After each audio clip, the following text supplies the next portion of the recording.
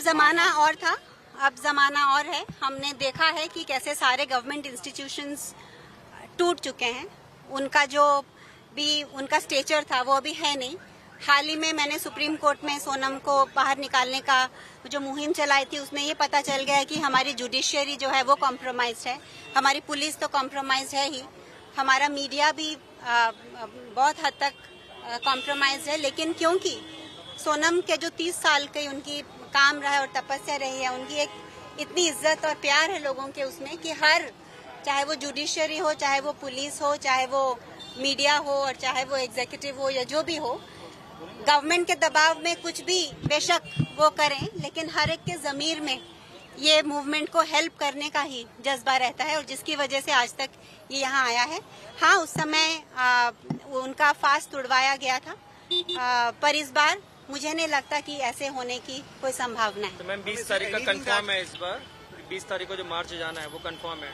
हाँ, क्योंकि ये फाइनली एजुकेशन सिस्टम को चेंज करना ये एग्जीक्यूटिव और पावर और पॉलिसी मेकर्स का काम है और हमारा काम है उन तक ये बात पहुंचाना कि ये सिस्टम कंप्लीटली टूट चुका है।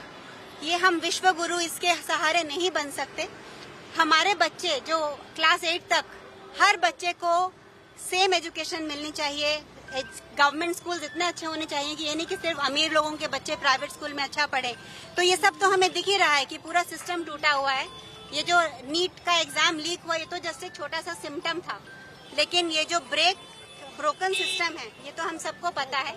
तो ये जो मूवमेंट है ये जस्ट एक प्रोटेस्ट, एक पेपर लीक के लिए नहीं है, ये पूरे देश की जमीर को, कॉन्शियंस को जगाने के लिए है और वो सफिशिएंट हद तक जग चुकी है।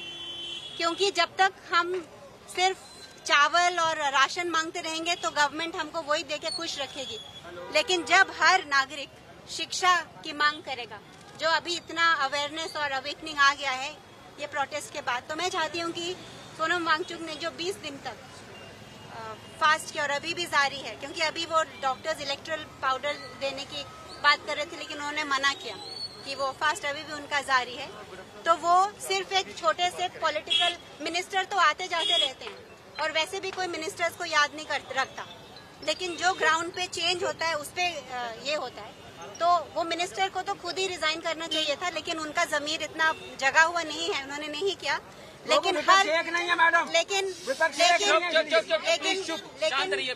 लेकिन इस देश का जो लोकतंत्र है वो मिनिस्टरों से नहीं चलता, लोगों से चलता है और वो हमेशा जागृत रहेगा और इसलिए